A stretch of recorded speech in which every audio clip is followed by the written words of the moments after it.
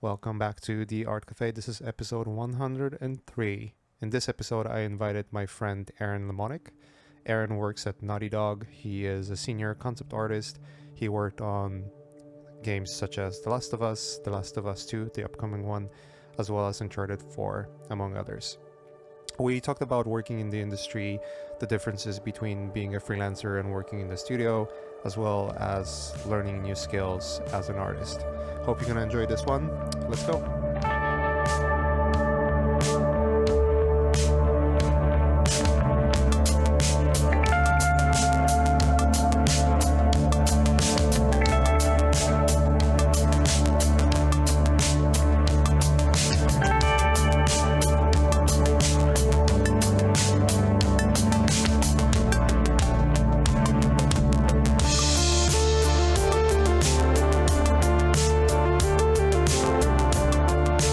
How have you been, man?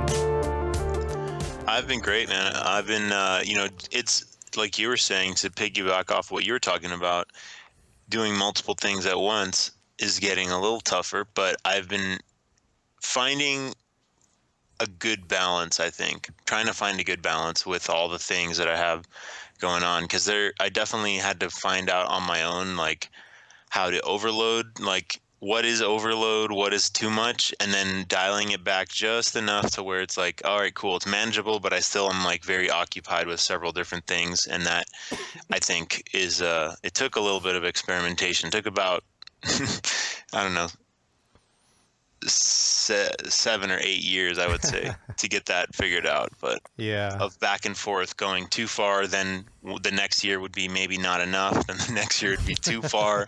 And I've done that for 8 or 9 years. Between 7 and 9 years, trying to figure out what is the right amount. yeah. You can get boggled down real quick, especially if you're, freelancing and doing work for multiple clients. The whole dynamic is a little different than working in the studio, where when you're working in the studio, you have a certain projects that you work on. They usually go for years, and you don't have to think about, you might think about what's going to be next, but usually it's in the perspective of like what we're going to do as a company, versus like when you're freelancing, what's next? Like, what's next so I can pay my bills. I know. Yep. Yep.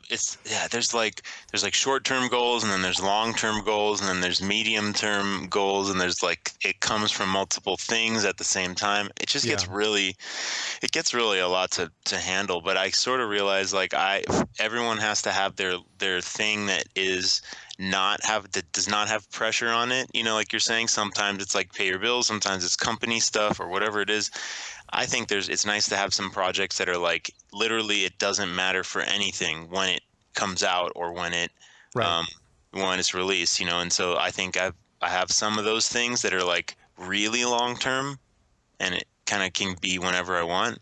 And then there's stuff that's like more like active things that I need to get a few things out of the way, and then I'll do that immediately. There's stuff Right. like that, and I think both are fun, but yeah, You've been working in the studio environment pretty much most of your life, right?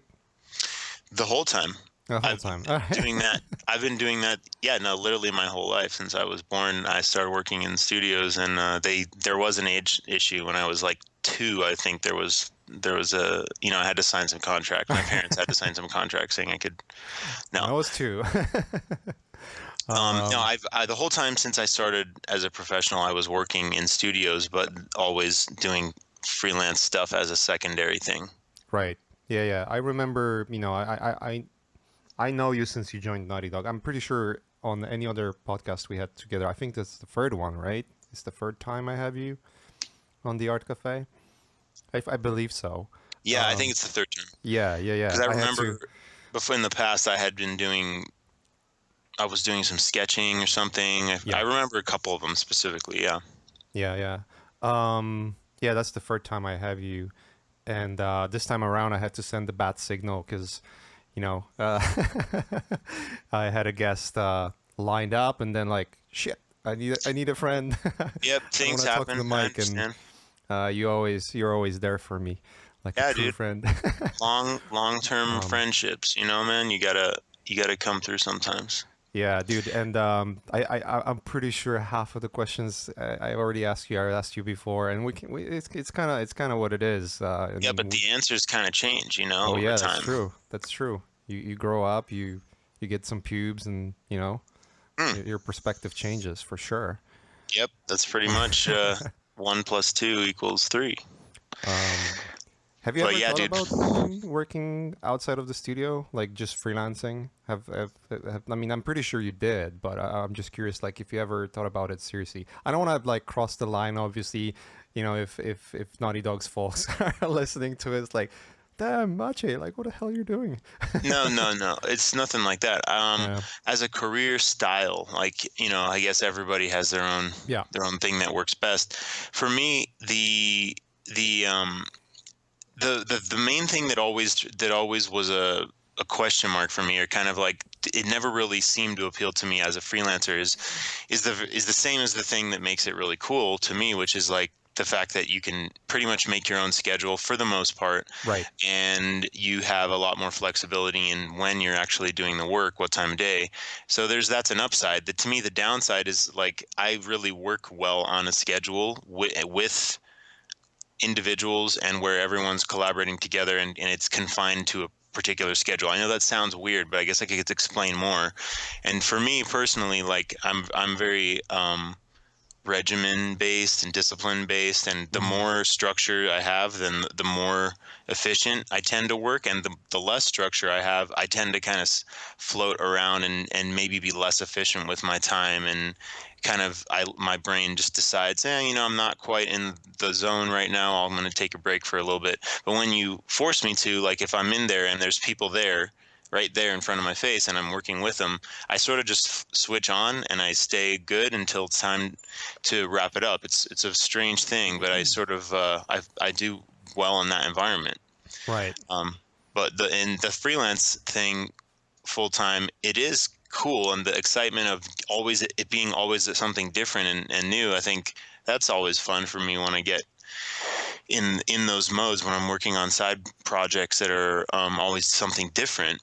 And since always been in studios, I don't work on other games ever. The only game I've ever worked on was the thing that I was working on in the studio. So it's right. always something weird. It's not that film is not weird, but then there's other stuff like random projects from TV, illustration work, like architectural design stuff. I recently worked with Louis Vuitton on something, which was also very random, but Nice. kind of eye-opening in other ways. And Netflix stuff. There's always little stuff popping up for that, and I think those things are exciting in a whole different way than the studio stuff is. So it's always been interesting to me, but I've never found anything, or nothing's ever, the alarm never went off in my head that said, all right, now's the time to just completely dedicate to being full freelance. I don't know why, just for me personally. Right. Yeah, I think, speaking from experience, there has to be either sort of like a one in a lifetime project that happens to come across your desk and like, oh no, like I have to try it, or yeah, or just different mentality. I think it comes down to what kind of personality you have as a person, like as you said, you like things to be organized and um, obviously for us as artists, we're always driven by, trying different things and, having the flexibility. But there's also like this gamble you play, you know, uh, okay, I can have a flexibility. I can, make my own time, pick the projects that I like if you're, renowned enough to actually be able to do that if the offers are coming your way versus I'm stuck or I have privilege or I'm happy to work on this one project for a couple of years. I'll be honest with you, this is one of the things that I'm actually missing, and I don't know, it might be also because like how fun the crew over at Naughty Dog is. We've been always hanging out, and even though like I was looking at how many years it's been since I left Naughty Dog, it's almost 5 or 6 years now. Hmm. I mean, we're still, I don't think anything changed apart from like we're not seeing each other every day, obviously, Hmm. Hmm. but we're still hanging out and, grabbing coffee, dinner, and whatnot. Um, but I'm curious. I'm curious if that's the part that I'm missing, or the stability of like not having to think about what's going to be next. Um, and obviously the financial incentive is always there. Like if you're freelancing, your rate's going to be higher, obviously. But then Hmm. there comes the instability of the fact that you might be working on the project for a couple of months, and then there might be nothing else in the works for another month or so. So depending on how much you hustle, um, depending on the how much energy you put into hustle, that that can even out to be pretty much in the same vein as what you would be doing in the studio, even less. And then added stress of like finding the new work, or you know which project should I pick, all that stuff. Yeah, yeah. That's another thing as well. That yeah, it's you gotta. I think it's just an interesting. It's a person to person sort of thing, and you gotta gauge what is the what's worth more to you, in terms of all those X factors. And Right. yeah, and I think the type, the way you get paid, every studio is different too. There's structure, and their bonuses, and there's things that are like that are it seems very much like a corporate thing, which some people don't like that idea. but Hmm. but I totally understand why some people don't like those things, but it really depends on, I mean, the other studios I've worked for were very different experience. So this studio, I would say, has a totally different experience, and the longer you're there, the more you feel like you're a part of the projects that are made. The Hmm. projects I've freelanced on, I was literally just an extension of an extension. A cog. And I did a thing, and that thing got mixed into the pile, and then I'm kind of done, and I don't have a real connection to any of those projects, to be Right. super honest. Now, you have been on a lot of them for a long time. You've been on some of them, like Ghost in the Shell, from the way beginning, and then all the way through. You did all this, so you were on it for a very long time. So you may have a different feeling on some of those projects, but Yes, yeah, 100%. Like Ghost in the Shell specifically was one of those where it was actually the reason why I left Naughty Dog. yeah, yeah. I One of the remember. reasons, it's like, holy crap, this is like one of the lifetime projects that I could pick on, and it just rolled into like many other opportunities that came along with it. But it was a long project. I mean, I've been on and off, on and because I started doing some work with Rupert, then there was like a short hiatus. Then I did some more work. Then there was a longer hiatus in which I picked other film projects, and then literally after my kid was born, I was like went on a break. I want to be there for my newborn for a couple of weeks. Hmm. Literally after, it was kind of coincidental. It was kind of fun at the same time, because on the way back home from the hospital, I got a phone call from the studio. We were working with Disney at the time, that they're shutting down the film that we were on. So I was like, whatever, I guess, because I was taking 6 weeks break anyways, or Hmm. something like that. And then literally after like 4 or 5 weeks, when my brain started to like, okay, let's roll into going back to work. Rupert called and like, hey man, like we're ready to go. Like we need you right now. And from there it was like a year and a half. So it was like almost 2.5 years on and off from the very first illustration for the film that was there to sell the film to almost through VFX. Yeah, I remember that. And I remember the other thing that was kind of cool is, like, coincidentally, the stuff that you had been doing, that was right when you got into your kind of retro sci-fi Japanese animation kind Hmm. of phase. Like, before that, you hadn't really done as much stuff that was that much in that vibe. No, But right not at before all. then, you got into that kind of phase of doing that. And then, right, and that's when the really early pre-production stuff happened for Ghost in the Shell right after that. So it was like really, it seemed like really good timing. Yeah, very very fortunate timing, I guess. There's certain, it's one of those things that we always talk about, right? Like it's not that you get lucky with things, it's that something happens and you're there and ready to start to see those cues and pick up on them and get the ball rolling, you know? Yeah, you're just yeah, exactly. You said it very well. Yeah, luck is just a combination of, yeah, when you say someone has good luck, it's like, well, maybe they're really good and they're always ready to work on any type of Yeah. project. So then it would seem like they're really lucky, but at the same time, people generally don't extend an offer to work on something if you're totally unprepared for that. Yeah. That's not the likely situation. So, Yeah, that's true. Um, yeah, it always stems from something. It always stems from something that you have presented before. I'll tell you that most of the work I'm getting, like literally, I would say 80-90% of offers that I'm getting is stemming from my personal work, which is kind of weird. Uh, I would say maybe half of it is like a mixture of personal work and then connections, meaning hmm knowing some people that I worked with before, and then they are coming back. And like right now, I'm working with one of my favorite production designers that I worked with before. It was actually the one that I worked with on Disney show uh, when it all got shut down. oh um, yeah, yeah, yeah, yeah. And now we're working together again. It's awesome, you know. Like the commute is kind of killing me because it's the first time I'm commuting in years. yeah. I know. But it's a good change. It's a good change of pace. I get to hang out with people that I worked with before actually as well. Get a little bit of that studio taste, you know, like the studio work taste in a in a smaller sense. I would say nothing compares to the kind of vibes we're having at Naughty Dog, for sure.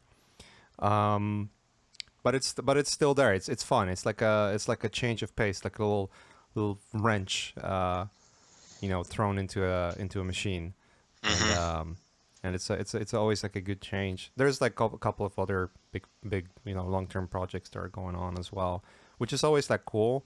But going back to that uncertainty, yeah, I had moments where, because I'll tell you this. So I've noticed that the way the markets work right now, and I think it changed over the past few years, is that the offers are more seasonal, if you know what I mean. It's like,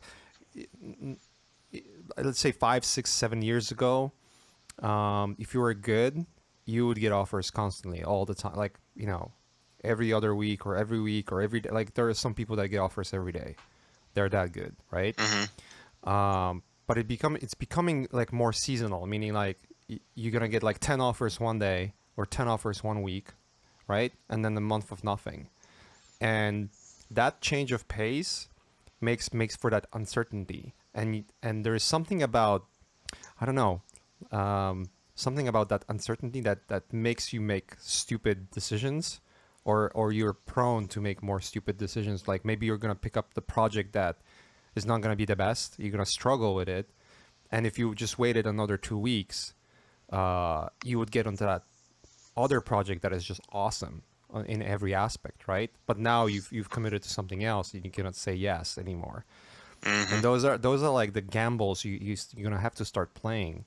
And it's, you never know. Like, hey, I don't know if they're gonna reach out or not. It's very difficult to predict any of that. I mean, it's impossible to predict any of that. And that's one of the reasons. Like I've mentioned that many times when we met on lunch and whatnot. It's like, yeah, that's apart from hanging out, it's one of the things that I'm missing. The fact that you're there in the studio. Maybe you're gonna be working on one project for 4 or 5 years, and you're gonna be like, oh my god, I cannot do overgrown fucking buildings anymore. hmm But then you're like, you don't have to think about what's after. There's something about that's just like makes you chill a bit more. Well, I was talking in the beginning about the balance side of it. Is for me the way you describe freelance. I totally agree with all that. But for me, it's like I'm not. I'm only have one foot in the door, of that world. So to me, it's like I know that being a freelancer, personal relationships is a very large part of it. Like you said, a lot of it is from people that you've worked with before. So a lot Yeah, of it's students almost ask me, everything, I well, would say. Yeah. Yeah, see, so there you go. A lot of students and people that are just starting out, they say like, "Well, how do you get freelance work if it's with people that you already worked with before? I've never worked with anyone before, so how do I?" It's this weird catch-22 situation. So I'm Yeah. always like, I don't really know how to answer that. But honestly, what you said, I think, is the key to the lock is do a ton of personal work, right? So Yeah. it's like this cycle that feeds itself. So if you're doing personal work and you're putting stuff up, that's the key. You can't just do it and hold on to it. You have to do it and put it up. And if you're doing work and you're putting it up on social media, any different platform, may hopefully multiple platforms, eventually it makes its way around and people start seeing it, and it's one of those things that's really difficult, which is things catching traction. I've seen people kind of come out of nowhere where they weren't really very known at all, and then all of a sudden they sort of started to catch a little traction, and then boom, all of a sudden they're huge, like their work's very, very popular. And it's sort of like, well, Right. they were doing the same work like a year ago, it's not any different, but for some reason all you people didn't like it, or didn't like it didn't catch on. But why do you like it now? They're doing the same thing. I don't really understand that myself, but all I know is that if people are good and they're putting their work up, eventually people are going to see it, and eventually people will start hiring you. That's just, there's no way you can be kept a secret. Yeah. Like if people are good, they're going to tell somebody, and they're going to want to work with you. So I think it does just naturally kind of happen, and if you pursue it and then you keep those personal relationships going, once people start hiring you, you have to say, you have to kind of, I don't want to say bug them, but you have to stay in their ear, and you have to stay present, because out of Yeah. sight, out of mind, there's so many people out there. And the people that are hiring you, production designers, they're so busy. There's so many things they're trying to do. They're not thinking about, one person, one guy or one girl, one artist. Yeah. That's not in the forefront of their mind. So you have to always be kind of in people's face to get the consistent work, it seems like. Yeah, for sure. Yeah, I mean, most production designers don't even reply to emails when you're like out of the show. They're just way too busy. Way too busy. Yeah, that's I tough. was trying to follow like how many things you have to do as a production designer. It's just like it's it's almost like being an art director, but it's just like I think there's way more responsibility when it comes to that. I feel that the major difference that makes production design harder than art direction in games is the fact that the the burden of responsibility for something going wrong is way less centralized in a production design, um, in the production designer's hand versus art director's hand. Mm, Because like with art director, let's say in the video game projects, for most we're talking about AAA projects here, because obviously I don't have an experience with like smaller projects or projects like video game the the mobile games or iPad games or any of those. I don't have experience working in that industry, so it might be a little different. But in AAA video game projects like The Last of Us, Uncharted, you name it, you have an art director, and you have a team of 200 people, and then you have a 4-year stretch. So even small mistakes can be corrected in that time. hmm. Obviously it Yeah. means like okay, everyone's gonna be like it's gonna be difficult, and you're gonna have to crunch. You have to really mess up to get fired from that position, right? Hmm. As an art director, like you have to be really bad at your job. If you get hired because you're good, you're gonna probably stay throughout the project for most of the time, unless I'm pretty sure there are studios that have politics that either prevent or speed up the process of that happening, right? Yeah, definitely. In film, however, production design is like it's so important because it relates to set design and how things are going to be built as the filming approaches, right? So when you have a schedule for when the filming happens, when the principal photography happens, like everything has to be prepared, and production designer and art directors on the show have to make sure that it's done, like it's ready. Because once that camera starts rolling, those are millions of dollars. Like that's the bulk of the budget in that 8 week stretch, right? Mm-hmm. Outside of VFX. So the burden of like something's going wrong, there's just no space, there's no time to fix any of that. Once the director is there and they're supposed to roll with the camera and something is not ready, that's just like, well, what happened? Like that's yeah, like you cannot make it happen like that, right? Hmm.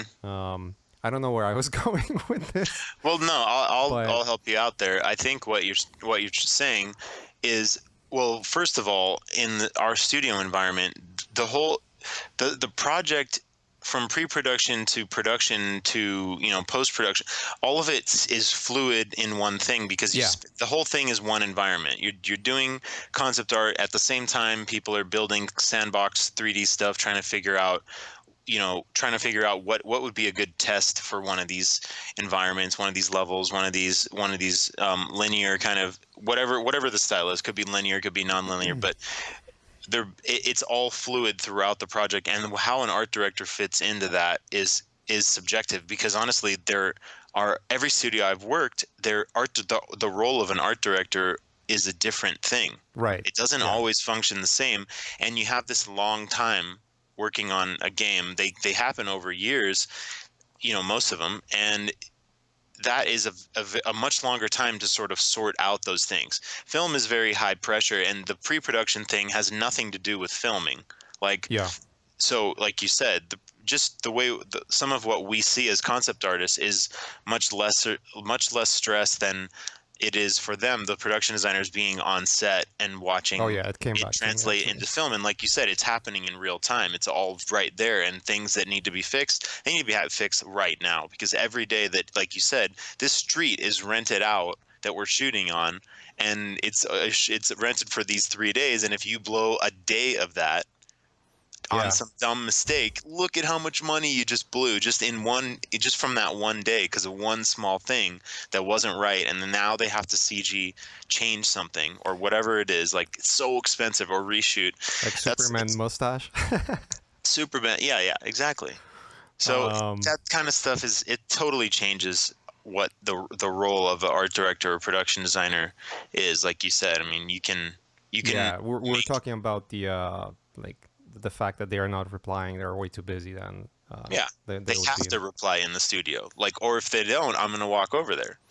Yeah, Like, exactly. we need, we're gonna go talk it out face to face, because this is a thing that I'm sure it'll only take a few minutes to sort it out, and we'll move past it. And it's kind of, Yeah, it totally changed depending on what your environment is, man. I've seen so many different ways that, like, the job art director means so many different things, and sometimes there's like five of them and they all do totally different things yeah, yeah. in That other happens other too. studios. It just depends. Yeah, in film, it's pretty normal to have few art directors, and they usually have their own domain that they take care of. And the art director in film, it's not what the art director in games are. Like they are more on set design related, making sure that the budgets are there. Like there is just it's more technical. It's more like a lead artist kind of. I Hmm. guess that would be the closest, or like a Hmm.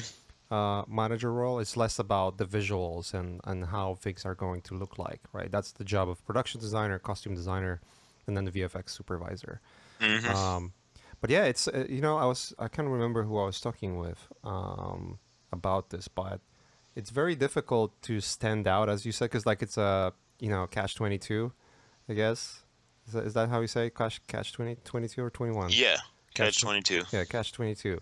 It's like, okay, like I need to build relationships because they are very important to be you know to be working in this industry. But how do I do that without having those relationships in the first place, right? Hmm. If I get Hmm. hired through recommendations, like I need someone to recommend me. How do I get that? How do I get in that spot? um what do you think? Like, what do you? I mean, you've said it best. Like, the quality of the work is the most important. But do you think there's anything else, any other quality that you're supposed to have that will help you out on this? Yeah, I think the people that excuse me, the people that are the most tenacious and the most aggressive, not the most I don't want to just say aggressive, because that term could be bad, but I mean the people that are the most um, personable, and they they easily understand the direction, when someone gives them direction.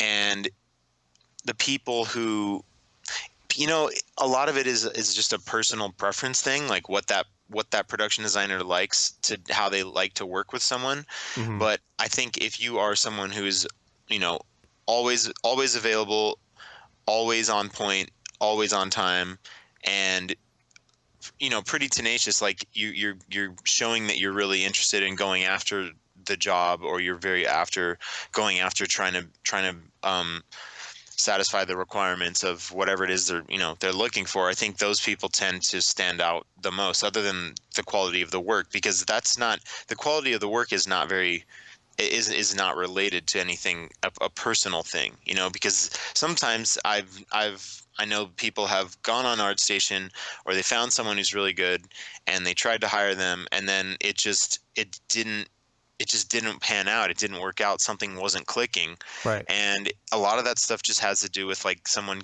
not getting a good feel from somebody, they seemed difficult. They seemed like they didn't want to, they weren't, when I was asking questions or asking them certain things, they didn't seem to really be that engaged in it, or their answers just didn't make sense, or you know what I mean. Like, these are all things that anybody could kind of misinterpret from somebody, but it seems like that's an important skill, is just communication. And when people are trying to, when you're talking, whenever you have that first call with a production designer or an art director, and they're like, yeah, I guess it would be production designer in film. The Whenever you first impression. have Yeah, whenever you make the first impression with them, they're going to tell you what they're excited about in terms of the project. This is what our vision is. This is what we want to do. And it's like you're playing a game with a ball, and they're throwing the ball at you, and you have to be able to throw it back. So when they tell you about the influences of what this is, you should obviously, they're going to want someone who's interested in that vision. So Yeah. you need to understand, try to wrap your head around, in just one phone call, try to wrap your head around what they're asking for, and then you're almost brainstorming right there and then in the phone call or the Skype call or whatever it is. You're like, oh yeah, I like that too. Oh yeah, have you seen this movie? That's really cool. Oh yeah, that reminds me of this. It's what's so cool about that vintage style is the way the way the lighting is so exaggerated, and how the blacks are so heavy, crunch darks, but then there's all this detail and information in the lights, and that's like, just like cinematography stuff, and whatever they're interested in, whatever gets them excited about this visual direction. Like, by you showing interest in that, and explaining what you're excited about, I think then gets them excited to work with you. And Yeah. those kinds of things are what, to me, solidifies your position a little bit more. Yeah, it's very difficult to click, right? Like, just to click with the person, find that same language, or understand what they're after, and be able to make that impression, that not necessarily that you're like excited, because like sometimes it's just hard to get excited about projects, right? Hmm. Like, you hear that elaborate explanation what it's supposed to be, and then it's like, oh my god, like it doesn't seem like something that I'm super excited about. But you still want to show that professionalism, and show the initiative. Not over exaggerate, obviously, because that fakeness kind of beams through and through if it's there, right? Hmm. But you don't want to be like passive either, like just passive, like mm-hmm, like that kind of, like, as you said, that first impression that you would get from not being like completely zoned out probably reduces your likelihood of getting hired, for sure. Yeah, and I think also, that the first impression of I've had film pitches and things that I've worked on where, like, I didn't fully understand it yet. They're showing me references of things that they want to do, and it seems like an odd combination of elements, and I'm hearing the director or the production designer, I'm hearing the pitch of what it is, and sometimes I don't fully get it, but I just try to grasp onto the aspect that I do get. So if there's some things of it that I'm kind of like, huh, I don't see the picture in their head yet. I don't know exactly where they're going with it or what they envision exactly, but this part, the thing they're showing me, this is really cool. So then I'll focus my energy on the thing that I think is cool. And that, to me, that does two things. One, that does what I was saying, that shows that I'm interested in it, which I am Yeah. interested in that, but also if you're showing them you're interested in this part, that's probably what they could ask you to do. They may just put you on something that is what you're clicking with, you're identifying with. Now they may not have work on that yet, or that may not work out, but at least you got to find something about it that does interest you and focus your attention on that. Some of them I wasn't totally on board with, and I didn't understand what they were trying to do or what the vision was, but Yeah. you'll find something that it'll be cool and you'll get interested in it. And if not, it's freelance, and it has a nature of just changing, and then you're working on something else pretty soon. Yeah. Two Yeah. and a half years like Ghost in the Shell, that's a rare I occurrence. don't think that ever happens anymore. Yeah, I mean, exactly. I got pretty lucky with some of my film projects, like really lucky, because one of the first ones was Jupiter Ascending, which was like 18 years, not 18 years, what the hell, 18 months. That's a long time to work on a project. Then Ghost in the Shell, obviously, that was a long one. Even Captain America, I think I started that in September, and it went all the way through uh, April, I would say, or March. So it's like a pretty That's a long long, one. like 6 7 month stretch. Most of the film work usually ends after like 2 3 months, like Hmm. from my experience, and it's getting shorter and shorter. It's kind of crazy how this business is moving along. But Um, why? Like, I still don't understand why that's a good idea. Like, what we're doing really important. We're laying the groundwork for the whole thing, like in the beginning. I feel like I don't understand why we don't spend more time doing that in I don't film. know. I don't know. It's very it's constantly changing and moving. Like one of the kind of interesting discoveries that I made when I went to the studio was just to see how many set designers are dabbling with Unreal Engine, right? And how Unreal Engine actually is becoming one of the most important tools in filmmaking. That I was just like, what the hell? Like, where's that coming from? But then like you see how it's being used and how it's helping like the pre-production process, that starts to make a lot of sense. You know, I was always thinking like, what causes pre-production to shorten? Obviously, there are many things that, in my opinion, are not necessarily done correctly. They're like stringent to budget, and I mean, we all know that 90% of the movies are never made. Mm, That's just the reality. Most of the yeah. films you start on, like, they are never made. I know some illustrators that were on the streak of like 3 4 films that we were just shut down, and like 2 years passed by. I was like, I have nothing to show, no new Damn. work. That happens too. It's even worse when you do a video games. You do like one game for 6 years and it shuts down, and then you go to another studio, work for 4 years, and it shuts down. There you go. It's a decade of no work. Does that happen? I think that happened to one of the friends we have. I can't remember. That Uh, sounds insane. I can't I imagine. remember David Levy was talking about it because I think he was on like few projects where they were just being shut down all the time, and he Mm, had like stretches of time where he had no work. And I think we did talk about importance of like personal work, because that's the point, like, right, like in a situation like that you have to do personal work. There's just no other way. It's just so unstable. Well, that's something else that I think is pretty interesting. I noticed that a lot of freelancers tend to post, just by the nature of what they're doing in their schedule, they tend to post more personal work because they have lapses. A lot of them have small lapses in between jobs, like if films don't overlap exactly and you don't have a chance to literally Yeah. jump onto something else. Maybe there'll be like a week or 2 weeks in between where you are not working, where you kind of have time to do some paintings. And I was thinking, like, you know, one thing that never happens when you're in the studio environment, like, you never have those like 2 months or something where you're kind of in between a job, or like a month in between a job. You could do like an entirely new portfolio in that amount of Oh time. yeah. Oh yeah. Like, Absolutely. you could crank some pieces out in that. Like, if you had a month where you were just not working and you're like, well, I better do something, you could literally reinvent your look in that amount of time and then Yeah. put it out there. And that's pretty crazy. That's pretty cool. So that's a pretty cool thing to do. So, anyways, just the part of what I was saying earlier about the importance of the balance of having personal projects that don't have pressure on them is that, like, having a thing that you're working on for years, which is in a studio, that's pretty much all I've done. Is I do spend years carrying it through from the very, very, primordial stages of the project all the way to the very, very end when we're putting on the finishing touches. And yeah, you do need different subject matter in the meantime, in the interim, to come into your brain. You can't just have nothing but that on your brain for years. It's not healthy. So you need to have other things that are kind of, I have this idea. I need to do that. I need to get that out. So having those things always going really keeps it so that when I come back, when I go into work and I'm on my project, it is kind Yeah. of fresh because I spent all weekend in like some sci-fi world or some other thing that like I totally made up. And now when I go back, it makes it feel fresh because Yeah. it's different. You're always going back and forth between different looks and different styles, and that's to me.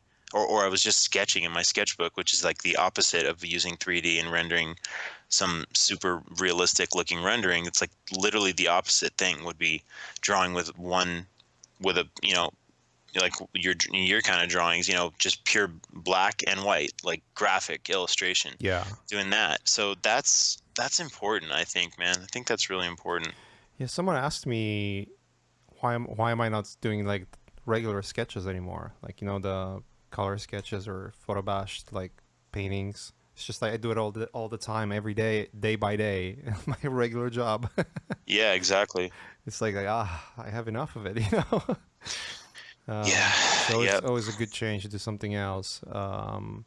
What I forgot to mention, you asked me like why the production process like shrinks. Like apart from the fact that I feel like budgets have to do a lot of it, and then just like timing. It's just like with everything going on, it sometimes feel like it's impossible to do films because any film that is supposed to hit theaters, that's just like on average 100 to 200 to 400 million dollar investment from the studio. That's a lot of money, right, to put out something. Hmm. So it feels like a lot of those decisions are made very carefully, and sometimes it's just way too much overthinking as well. But I think also what happens is that production process, it's so much easier to make things now than before. If you think about like just the amount of stuff you can do, like just looking purely on the illustration side, right? We're in a stage where with 3D you can create assets for your illustrations that later on can be used by set designers to populate their sets, and sometimes even just like literally used if you're doing like Fusion 360 or CAD models or whatever, like literally be used to build actual assets later on, pretty much bypassing some hurdles of VFX, right? So there are those aspects of production that just speed up the process, and so that when you have that in your pipeline, people take notice and they see, okay, like with that in mind, we can shorten the time. We don't need to have this whole stretch because those artists or those illustrators can put together a deck with the production designer that's going to be done pretty quickly, right? I think there's definitely aspect of that, and you can see that in production anyways, like in general. Like think about 10 years ago or 15 years ago, it was so much more difficult to do realistic looking art. And then if like even in video games, right? Like now you can do 3D assets that then game designers or modelers will take and maybe clean them up if they need to, but they don't have to go and look at your illustration and or sketches and figure out what you had in your head if it's loose, right? Yeah. There's I think that has to do at least a little bit with it. I feel like. I don't know what you think. No, that definitely changed everything. That changed the whole game.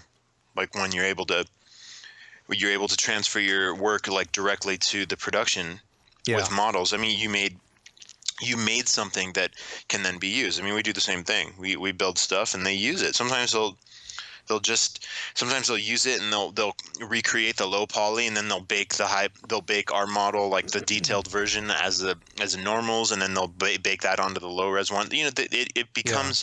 becomes part of the actual production, sort of. Yeah. I mean, I remember when you joined, like you were just literally just Photoshop, right?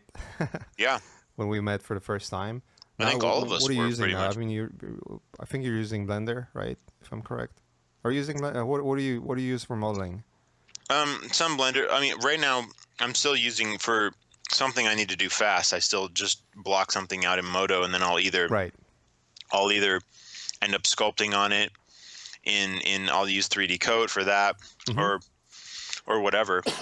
It's sort of like the weird thing is I haven't needed to model that much stuff because I have so much that I've made in the past that a lot of times it's like something that I'm modifying, or I'm using elements of Right. something that I've already, because you at a certain point you have so many assets, so many things, that the only thing I would need to literally model from scratch, like if there was like a ship design or a vehicle design that Yeah. was unique to one thing, all the greebles and mechanical, suspension components and all that, I have that stuff already, like all kinds of different versions of that stuff, and I can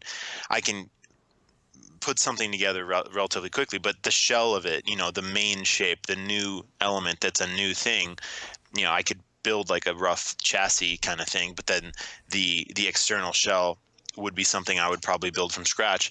But that's about it. A lot of stuff I don't have to model as much as I used to, I feel. I don't know why that is, but yeah, I will. I'm transitioning to Blender. It's very hard to completely transition over because you still are still used to doing certain things. But I'm sure in the next several months I'll be fully transitioned over to Blender. That's my plan. It's too versatile. It does too much different stuff. You don't really need anything else other than that. But I do really like Yeah. 3D Coat a lot, and I like Oh, 3D Code is great. Have you tried the new release? I think it's 4.9. I haven't downloaded that Uh, yet. I mean, I guess there's new features. I haven't looked at those, but even just from stability point of view and how the speed, there is a massive improvement. I've That's like noticeable. I've noticed the how stable, how much more stable, and how much more fast it is. At least for That's the me. main thing that I really like with when they do updates. I know Octane came out with a new version recently too, and I even if I don't use too many of the new features, there are some new features, of course. But even if you don't use them, just the optimization of the program is something that you're Yeah. getting. It's just more stable. It's going to crash less. It's going to handle more, and all kinds of things are opened up from that. So yeah, I with 3D Coat, the only it has some bugs. It's not without its bugs, that's for sure. It does some weird things with Vox hide and certain things that are known things that, like, to me, I've seen or the pose tool. There's certain repeated bugs that I think are strange when something's not acting the way it's supposed to, and those things just go away with time. They Yeah. they iron them out. So yeah, that's pretty cool. I use one thing I've been doing is, like, the models that I have or things that I make. A lot of things, I build the set in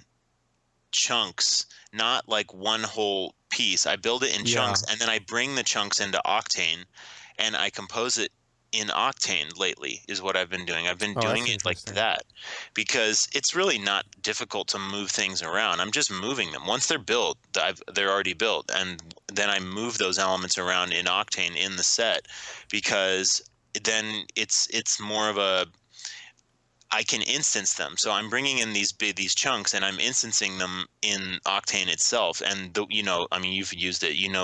The way it uses instancing is very powerful, and it almost isn't effective. You can instance like an entire city block Mm-hmm. 5 times, and it doesn't really make any difference in terms of the render or any.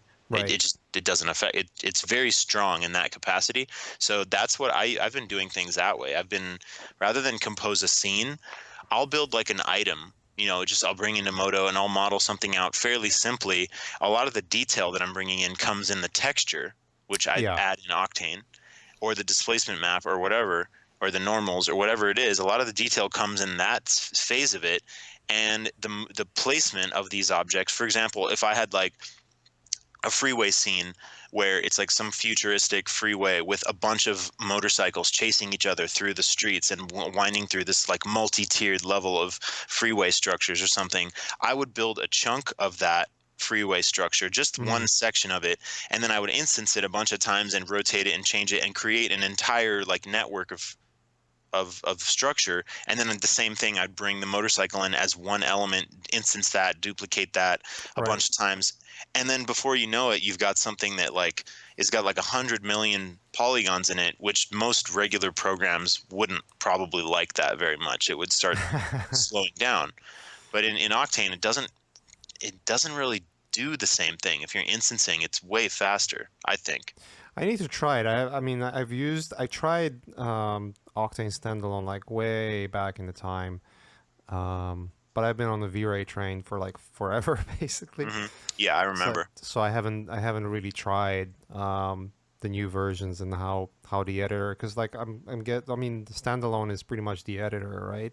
hmm At this point, I'll tell you what. I mean, I haven't. I mean, I gave Blender a little bit of attention last year. I was just hmm looking at there were certain things that I really liked and certain things that is just like I guess they're great, but I can do that in 3ds Max. Um, but recently, I'm working on the Marvel show, and it's funny because like I started like playing around with it a little bit, and like the sculpting tool, the fact that you can just switch the tab and you're sculpting over the model, that's like, okay, that's kind of cool. I mean, you can hmm do it in 3ds Max, but it's not good. I mean, let's be hmm real. It's not good at all. You can do GoZ too, which is not bad, and use ZBrush, but then like, you're swapping between programs. hmm So that was kind of like it's kind of growing on me. I hate to. I mean, I don't hate to say because it's cool. It's a free software. What's funny? I've been converting people. Like I don't use Blender, and I'm converting people that that are using Modo to use Blender, which is Yeah, kind of same here. funny. Dude, I'm Yeah. exactly the same way. I'm not an expert. I couldn't teach a class in I have no idea. Like, I don't know. I can't answer questions in it. I've messed with it, but I don't really know much. And and any new person who's like trying to figure out what program to use, I'm telling them all, like, dude, Blender, 100%, because I see what people do with it. And Yeah. you can see that, and that's the future. Like, it's so For what open we do, it's source. great. I'm looking at it, and I know Unreal Engine has a lot to offer, and it's slowly but surely becoming almost like an industry standard, especially in filmmaking. Um, but it's like for us, for like illustrators and concept artists. I mean, I don't know. Eevee. I mean, Eevee is this pretty much the same in terms of like how it interprets the scene. hmm Um, and that's in most cases, like, I mean, come on, like like we all know like what Floran and Jama can do with Eevee, and even Vaughn, and hmm other artists out there. Yeah. And it looks great. I mean, we're overpainting stuff anyways in most Yeah. cases, so for illustration sake, this is good enough. And not Yep. not even good enough. It's actually better than what you would need in most situations. So hmm it's definitely growing on me. I mean, this is the only reason I'm not pulling all effort towards this right now is just like I don't have a project that I would need it for. So for me it's pointless to learn something that I'm not gonna use for now. I usually approach stuff like that, but Yeah, I same. It's been the same here. I've just been in the middle of several different things, and I'm like, I can't change programs like right in the middle of a project because it's too much. There's too much I need to be able to do it right now. And with I'm comfortable just making the models I've made in Modo or 3D Code. If I need to do something where I need to sculpt on it, then I'm going to do it in 3D Code. And if I needed to do some simple polygon modeling of some kind of industrial thing, those things are simple forms, simple shapes. They don't need a yeah, million booleans in one thing. Like, I don't really do stuff like that. I don't really want to do stuff like that a lot of the time. And if I need to, I will. But I'd build some fairly simple stuff, and and the way it looks when I'm bringing it in Octane with nice textures and good normal maps and things like that for detail, you're you're getting something out of it where I barely even have to paint on top of it anymore. Like Yeah. very little, just to unify everything together and add some cool details and stuff. But I'm working over it less and less and less as the time goes on, and it already looks pretty much like what I need to do. You know, recently I worked on a film pitch project with a really great director that I admire a lot, Gareth Edwards, who did Rogue One, and I did some stuff for him, Hmm. and they were everything was like one full finished piece a day is kind of what we were doing on everything, which is fairly normal for film stuff, Yeah. and so I needed everything to come out of Octane pretty much like 90% what I was going to need to do. Or if I didn't, there'd be an element that I knew I could replace with photo, like in the background of super far Right. buildings or something. But honestly, I was having to work. I wasn't having to work on top of the 3D very much. If you look at the render versus the final image, the render was already like most of the 90% way there, there. like Yeah. 95% there. Yeah. Yeah, It so I happens a built lot. something super quick. Like all kinds of stuff. Like you can build a model really quick, and then based on the textures or displacement you add to it, it looks way more detailed than it is. Have you tried color grading with Lightroom yet? No, I haven't, but it Oh, looks dude, sick. that's People do it. oof, it's a game changer, man. Damn. It is. It is. Like some of the recent projects I've been doing.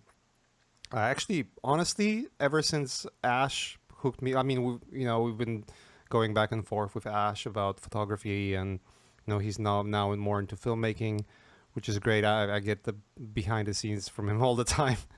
It's great.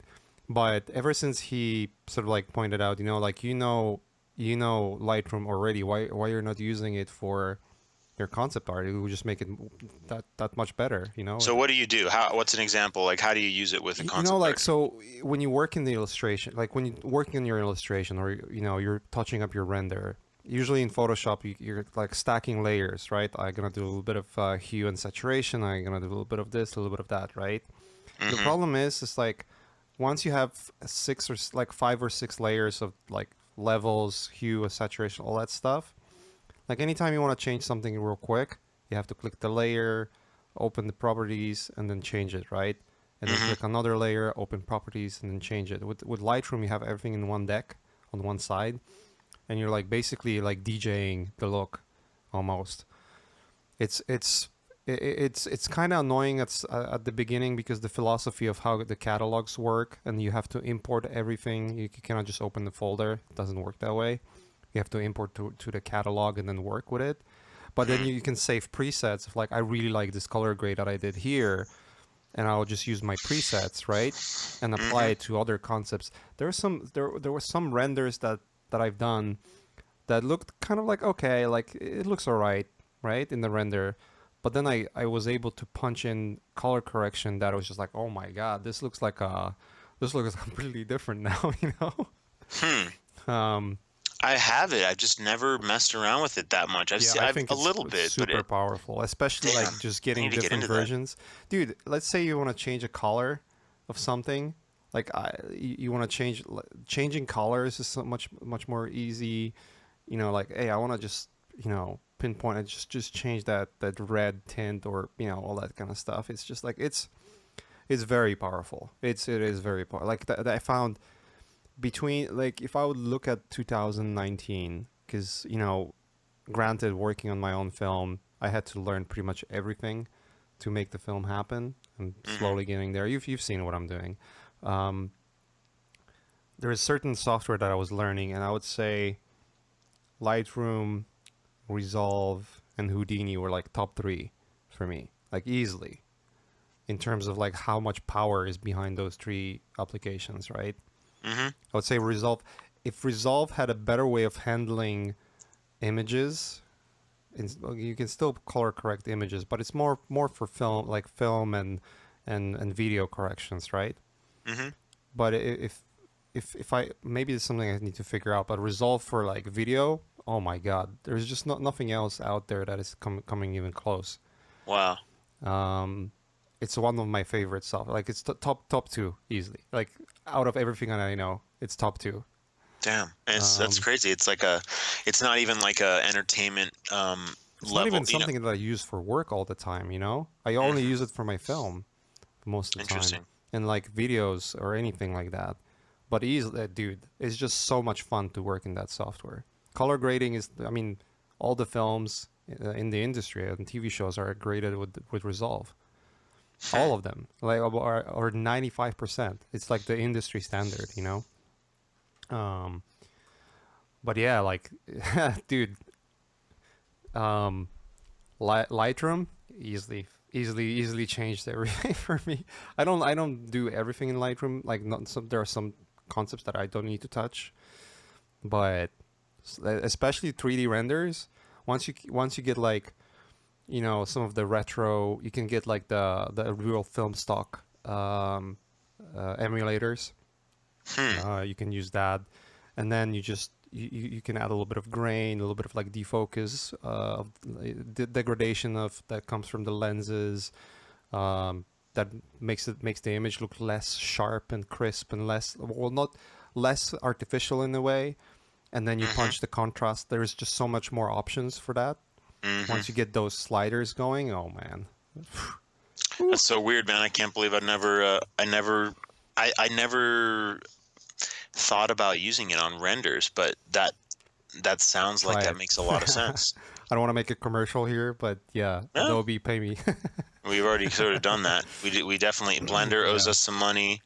Oh yeah, for sure. Yeah, we hyped V-Ray and Octane. They all owe us some money now, I think. I have my fair share of annoyance when it comes to Adobe products. Oh, it's just like I Well, could go on a we've rant with definitely some of them. With some of them, I was like, "Oh my god, dude, we've talked about that for sure. drives me up the wall." But Lightroom is definitely not one of them. It's easily like one of their most solid products.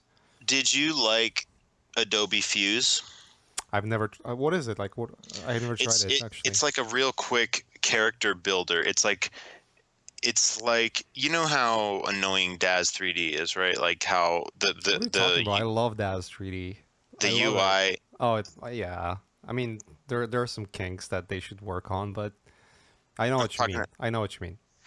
I'm talking about the UI and also the fact that there's like so many different male or female figures, and sometimes the clothing won't work on one of them; it'll work on the other Right. one, and then it doesn't. Like those things, I feel like they set it up that way so they can make more money, but it's really annoying for users. It's just there's so many things that are incompatible, and there should be nothing that's incompatible. That's to me, that's a big issue. I have a different view at it actually, and it doesn't stem from the fact that I know some of the guys that work with that on the DAS side, but if when you look at the history of the software and you're talking about different figures, right? Hmm. The way the software was set up in the beginning, I would say a few years ago, it didn't look anywhere professional at all in terms of like what's being presented and what assets are available and all that. So you have a lot of legacy stuff that's there. Hmm. Um, it's still there. Like you can still get it. It's still compatible, but it's also confusing in a way, right? I think that the new model standard that they have, I think it's the Genesis 8. It's pretty Hmm. darn good.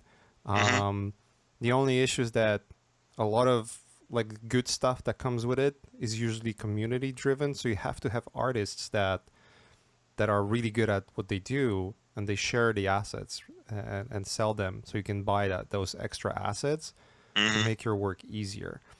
I guess Um, what I'm saying is like I've purchased in the past, for example, I'll give you one example. I've purchased figures, other versions of figures that I've had for a few years ago, and everything worked with them, and everything was cool, and I had it set up. And then when mhm. I opened it, and I open it again, and I'm using this stuff again, and I bought some clothing, or I bought a bunch of new stuff, spent some money, spent a couple $100, whatever it was, on some new assets, Right. and then I go back, and those things are no longer compatible with the one that it I was. know what you mean. It's like the backwards compatibility is not there because you buy clothing that's specifically designed for a figure that's been completely overhauled in terms of how it's rigged and all that. Yeah, Yeah, I see it's that just a problem there. little it's a little bit difficult to it gets a little bit convoluted. It gets a little bit overly complicated. I guess Right. what I was saying before about Fuse is it's in don't get me wrong. In no way am I saying that Fuse makes anything even remotely to the quality of what you can do in DAZ with Hmm. those super high res models and those super high res textures. It's not that. It's more like if you needed something a little bit more generic and you needed tons like thousands of it has thousands of animations in Mixamo, so you build Oh some yeah, I've little tried Mixamo crappy already. character in Fuse. It's like some little basic character, whatever it is. Like you want like guards that are like riot people with riot gear on in a Hmm. crowd, and you need like 100 of them, whatever. um But you you know you can take Daz characters and put in Mixamo as well, right? I do know that Yeah. you can take anything. You could build a Yeah. little stick Mixamo model is and put great it. actually. Yeah. Mixamo's super sick. So, Yeah. anyways, I heard that Fuse is going away, but I wondered if they're canceling Fuse, which is kind of like whatever. But I hope they don't cancel Mixamo because Mm. Mixamo's super sick. Yeah, Mixamo is great for sure.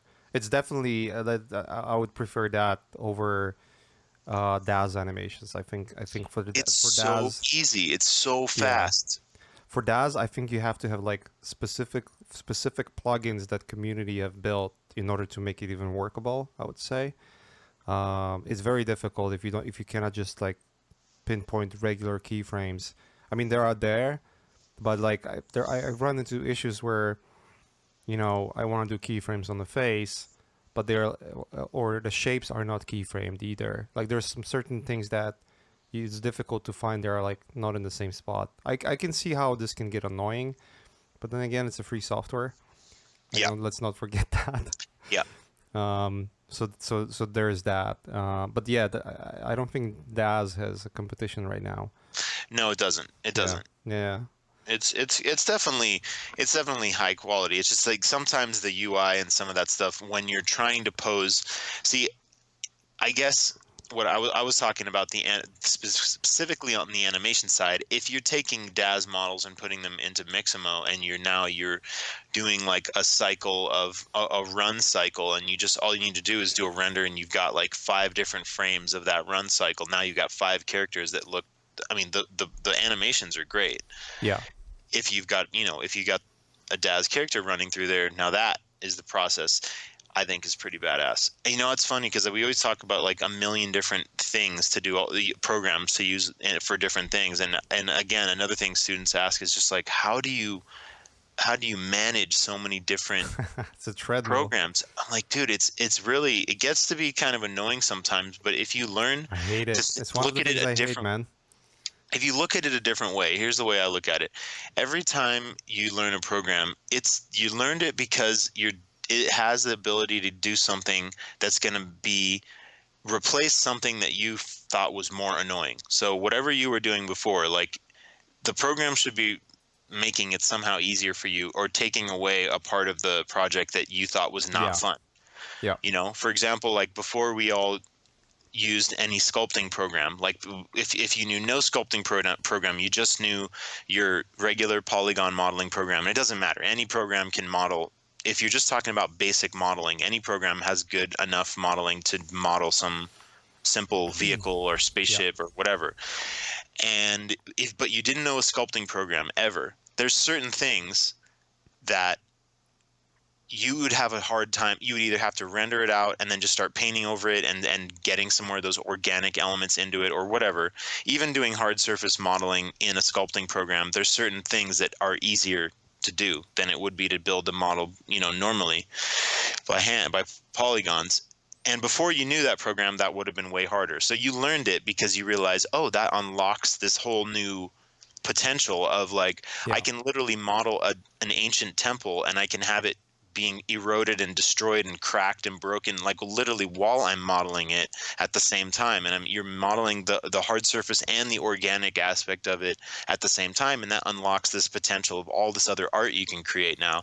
So think of it as like every time you learn a new program, you're eradicating something that sucks to do. Yeah.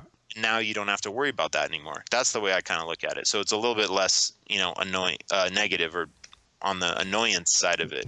Yeah, I just find that sometimes it can feel like treadmill, like always trying to keep up with what's new. Well, here's the issue. Like if you're just trying to keep up with what's new, you're gonna kill yourself in terms of like the amount of hours and time you're gonna have to spend into just keeping up, right? Um, and I think you said it well. Like just removing the annoyances is a really good perspective to look into. Like why would you learn software? Why would you pick up something new? To me, it's also, do I really need it now for the project that I'm doing, or if there is something in foreseeable future that I could do with it, and if yes, then I'll do it. I'll give you an example. I was working on a Sony project last year, in I think in May or something. I can't remember, but like some middle of last year, and before I started working on the film, I knew what I'm going to do like a week ahead, and I literally spent the weekend to pick up 3D code and learn specific things that I knew would be helpful. Like I wasn't 100% sure, but I knew if I knew those tools specifically, it would make my work easier. And literally, that was what made the project for me. Like I literally used those tools for most of the time, and it made most of the artwork that I was supposed to make for the project with In just 3D knowing that. code. Yeah, in 3D code. I mean, obviously, Photoshop, all those things involved, but just from like the design perspective, what I needed from 3D code, I've learned and then used it on the project. What kind of things were you modeling? Obviously, cannot say. No, I don't mean specifically, but like, were they characters? Were they organic creatures? Was it hard surface Hard stuff? surface stuff. Yeah. But in certain way, like it, a mixture, a little bit of hard surface, a little bit of organic, like organic enough for not to use Fusion 360, and also just the fact that I was just sketching with it, right? Just Yeah. learn how to pick apart and basically do create like quick sketches, and it was insane. Like the amount of work I was able to get out of it was great. And that's like the example. Like I would learn, everyone's like, oh, learn Blender, like it's almost like a cult. It sometimes feels like, It definitely is a cult. yeah. It's like Tesla. That's what it's become. It's like the Tesla of concept art. Um, but again, like I started to see the elements that I know. Like there's certain, like on the current show, for instance, there's certain times where I'm modeling something, like I'm composing a scene, because that's what I use 3D mostly for. Like as you said, like you don't model much anymore, and it's pretty much similar for me. I would use Kit Bash assets, especially if you're not designing anything, you're just composing scene. Why would you model everything from scratch? It's just like pointless. Makes Hmm. no sense whatsoever. It's the most unproductive thing you could do. Just like create assets from scratch just for the sake of it. Like no, just buy stuff on TurboSquid or get on Sketchfab. Like any of those places where or CG Trader. There's just so many platforms that sell assets or even offer some of them for free. Hmm. That why not? You know? Yeah, you could do that, and then like what I usually do is I'll use things like Kit Bash elements for fleshing something out, but then I'll spend time custom modeling my Right. hero Correct. objects, right? And I'll Yeah. augment the environment with that Exactly. kind of stuff. Exactly. Um, but like just as I said before, like just the fact that I can switch tab and I have an ability like, oh, I wish there was like a dent or some scratches or something like that would, you know, significant enough that it wouldn't be in the texture and would catch the light in a specific way in my scene, that is worth to go into sculpting. That's the things that I like in Blender. Like, okay, I can do it in my current setup, but there's certain kinks and annoyances that I have to go through every single time. It's not as it's difficult, but it's just the in the workflow there's just too many clicks, let's put it this way, that just makes it annoying. Like it just makes it annoying to do it. And that would be like the reason, as you said, like you want to remove annoyances to learn something new.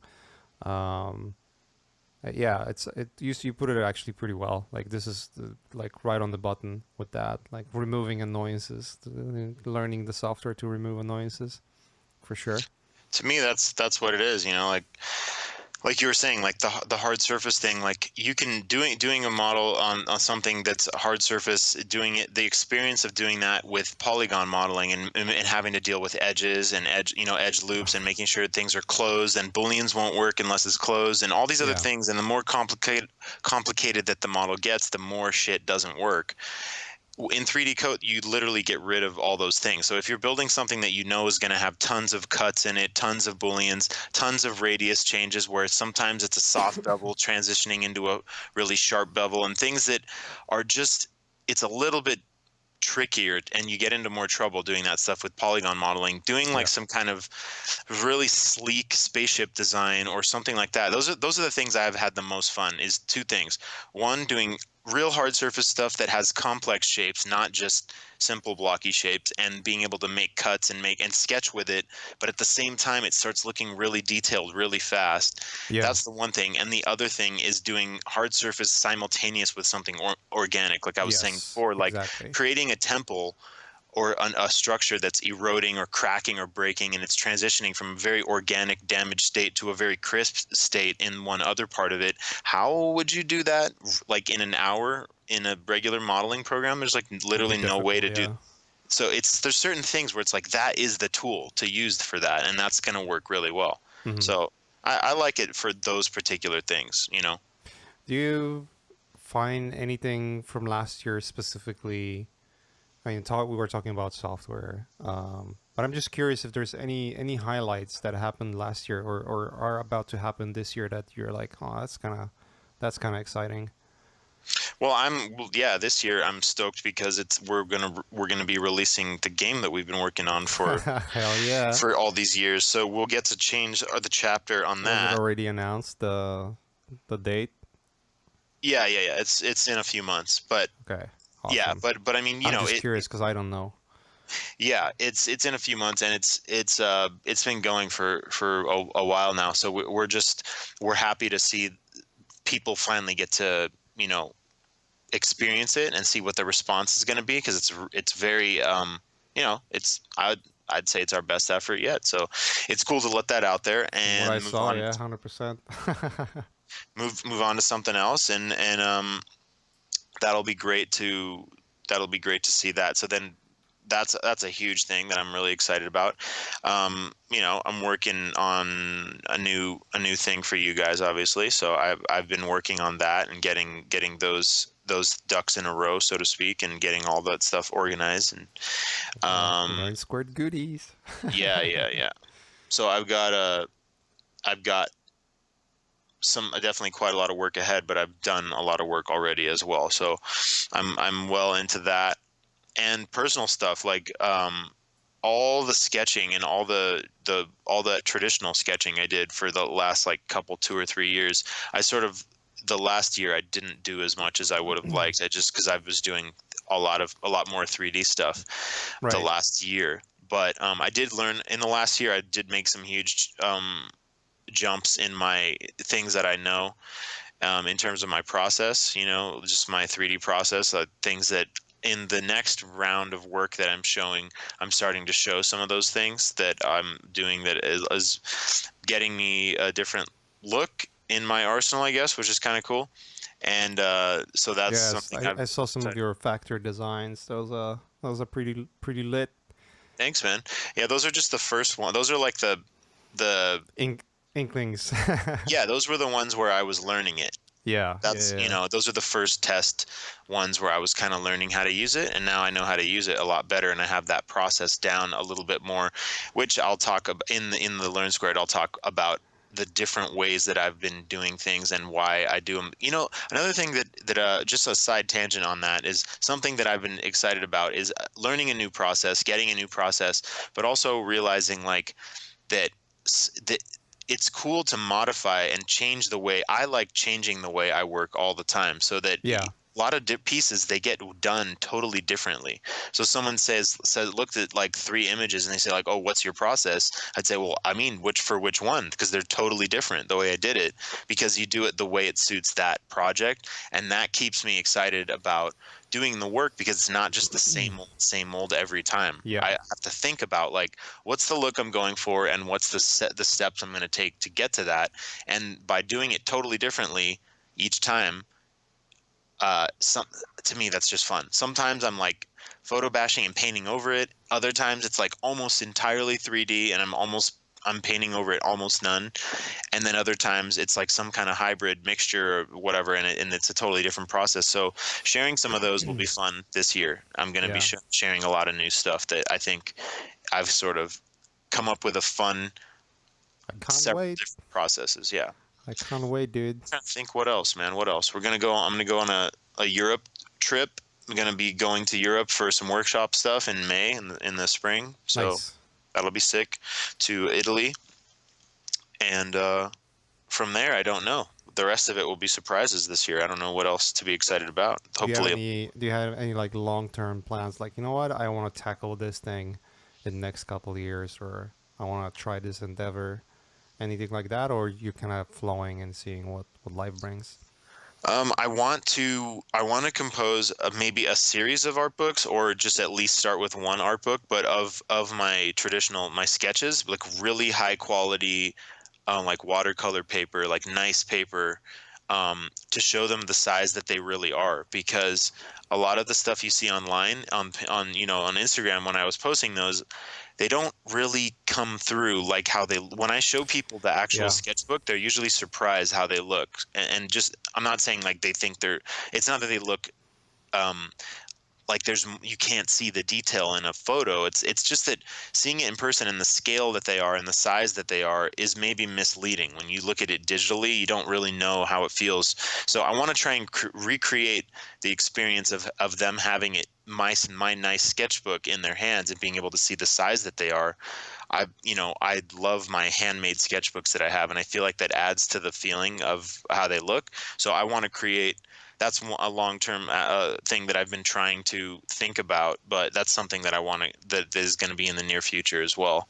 Is That's putting cool. together a book of all those watercolor illustrations, but the actual size that they are. It's like seeing nature, you know, through your own eyes versus seeing a photo of the same locations. Like, doesn't compare. Yeah, exactly. Yeah. Exactly. It's something like more tactile stuff because, that people get desensitized to the digital stuff. I've noticed nowadays everyone's doing, there's so many people that are doing realistic renders. Like you said, if you download some Kitbash stuff or some Turbo Squid stuff and you throw that into V-Ray or Octane and you put some nice textures on it from Megascans, anyone can do that now in a relatively short amount of time. But to Yep. me, I think people are desensitizing to that, and they're sort of like, oh well, everything looks physically base rendered. And there was a time when that was special, but I think that's a normal thing now. It's like So VFX in film, right? Like you look at the VFX done a few years ago, and the digital ones are like hardly, you're looking at it's like, oh my god, like this looks so fake. I can tell apart every single shot, right? hmm Versus looking at some of the practical shots done in like films in the 80s, it's like wow, it's still holding up after like 30, 40 years. Oh, Um, dude, Jurassic Park is the best example. yeah, Why does that look better than like the fourth Jurassic Park movie? How does the first one that was done in like 1995, how does that look better it did than had dinosaurs were No, not CG, but even 95. It was way before 95. What am I talking about? It's probably like 93 or 92. well, the dinosaur, like some of, I mean, not all of them, but the big ones were in CG, obviously. Yeah. But the T Rex, CG T Rex was impressive. But Yeah. the Raptors, yeah, yeah, it does hold up like way better than some of the new films, which is kind of crazy. But then again, like there's some films where you look at it, it's like you're not even seeing VFX and they are there, Yep. which is the crazy part too. Like I mean, I've talked about it with Aton and Dude, the Shadi before. Sicario, the Yeah, aerial sorry, go ahead, but the yeah, I was aerial about to shots. say. Oh, fuck, I'm sorry. I stole your thunder, dude. I apologize. It's all good. It's all good. We're talking about the same thing. We're thinking and talking about the same thing. So, yeah, Sicario is like the whole border scene. It's like, what? This was all CG? Dude, I can't believe what they did Yeah, it's crazy. because you can't shoot there. You can't film that. They won't let you do that, Yeah, right? Yeah, yeah. I think So there's some they created restrictions it. that That's it's so impossible. sick. It's the sickest thing I've ever seen. And that's one of my favorite movies, by the way. I love that movie so much. Yeah, it's great. But then, like on the opposite end, you look at the newest Mad Max, right? The Fury Road. Hmm. Almost everything is practical. Like vast majority of it. Super interesting. It's just like it's. I think there's a breakdown of shots. Practical versus VFX, and obviously things like the dust storm with the thunders and all that stuff. That was VFX pretty obviously, right? But Hmm. all the explosions, the flipping cars, like all that shit, dude, all that stuff is practical. Even, like, fuck, what's his name? What's the main guy? The actor. I keep forgetting Tom names. Hardy? Tom Hardy. I knew it's Tom. I wanted to say Tom Brady, but then I cut Yeah. myself. No, that's not Tom Brady. You should have said Tom That's a Brady. I different would have Tom. loved that. If you said Tom Brady, that would have been Tom awesome. Hardy. Very close, dude. I have like a hidden CTE, I guess. That's showing up, flaring up slowly. Um, but yeah, like even him being like super close to the ground, that was shot practically too. And he was like from the interviews I remember, he was like really afraid that he's gonna get like all his face messed up. Hmm. Um, but yeah, it's insane. Some of the shots were like, oh my god, like they actually did it in practical, and it feels like it's a very impressive VFX, and you cannot tell like is that a VFX or not. Yeah. And then you look at it's all practical. That's what's crazy about Mad Max too, is that it's that's the kind of movie that somebody would love to do all in CG, everything. Hmm. Somebody would love to do it that way. And I'm so happy they chose this way because Yeah, the visual look of it is so extreme. It's such a heavy color graded, very graphic, very iconic shots, right? And so it almost seems like it's surreal already. yeah, They did that with realistic in a realistic analog way, and that's what's so sick about that. yeah. So There's this YouTube channel called Corridor Crew. Those are actually guys who are in here in LA. They have this. They have a podcast, I think, and they also do like they do like different videos. They do like their own sort of like funny short videos with VFX. They also sometimes do sit downs where they break down VFX in movies, which is kind of cool. And actually they talk about in details in some of the shots, like how they were done. They do the research for the shots that they are talking about, hmm. and it's kind of interesting. Kind of opens your eyes, like, oh damn, like that was practical. No, that was VFX. That's kind of crazy, you know. Yep. Yeah, it's very interesting to see that stuff. Yeah, I think the Sicario one was probably the one that surprised me the most. Like Yeah, that was easily a highlight for sure. that's a highlight. That's a top 10. Like most, I am so blown away by how they were able to make that look. But yeah, there's some good ones. There's definitely some good ones. The one of my all time ones that I would never think was Chris Nolan flipping the big rig in Dark Knight, like flipping the big rig in the streets. That's one of the ones where it's Yeah, seemingly impossible that you would ever do that for real. But the they fact did. that he did, yeah, the fact that they did made it that much better. It really does. I think they had to fix the roads afterwards because there was like a nomadic like punch that was also making holes in the road. Oh shit. Yeah, just to get that thing up. That's I think that's what it was if I remember it correctly. But I'm 75% sure that's how they Oh. did it. You can pretty much find out what it Yeah, is. Yeah. but But that's cool. it's very very interesting what you said. Like that people look at the current state of CG and illustration, concept art, all that stuff in general, and they get like, oh, like everyone can do realistic stuff because it's getting like overpopulated for sure in terms of how many artists are able to produce on the very high level, render on the very high level. And I guess the biggest catalyst of like people turning around and like, oh, I actually enjoy some of that tactile stuff is Instagram. Like there's so many very popular thriving artists that only do sketches in pen and pencil or like inks that are highly popular and they actually make a living doing that, which Yeah, is kind of cool to see that there's so many more opportunities for artists not just working in the industry. I think that's like the big part that came out of nowhere. The fact that you can use your social media presence to make something out of your career instead of just jumping into like the regular I'm gonna be in production and work in film or video games, right? Yeah, that's what Pete Hahn did. He didn't want to do that, so he created his own thing, and that's what he does. He makes a living doing Nice. something else. That's great. You know, so that's there are a lot of viable options for Yeah. other routes that like you literally couldn't do that 10 years ago. That didn't No, exist. did not exist at all. There was so it was kind of funny because like there's even like yeah 10 years ago when someone would say, you know what, I'm gonna start making videos on YouTube and see what happens. Like people will be like, what, YouTube videos? Like you're gonna do cat videos? Like what the hell is wrong with you? Hmm. And now there are some of those who started early and been doing it forever that are getting notoriety and becoming really really popular and big, which is great. I feel like the fact that there is so many more avenues opening is great, and people can find their own calling in the industry. But I also feel like there always used to be a stigma about something, and I don't know if that comes. I'm actually curious what you think about that. But I remember the times when concept art or started booming, meaning like when the production in video games went from old school to like the new next gen, right? And the teams became like huge. You would all of a sudden have to have a couple of concept artists in the team in order to handle all the concept work.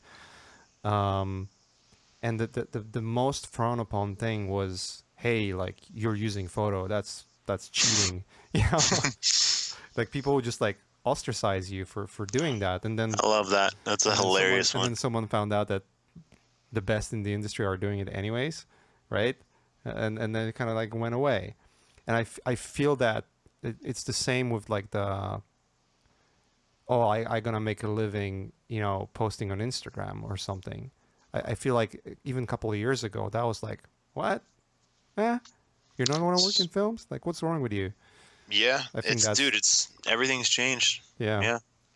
for the better. Like, what do you think about that? Like, do you feel that there's still like some artificial boundaries set up by but not the industry but the community itself where where they think like, okay, that's not the way it's supposed to be done, do you feel that's there?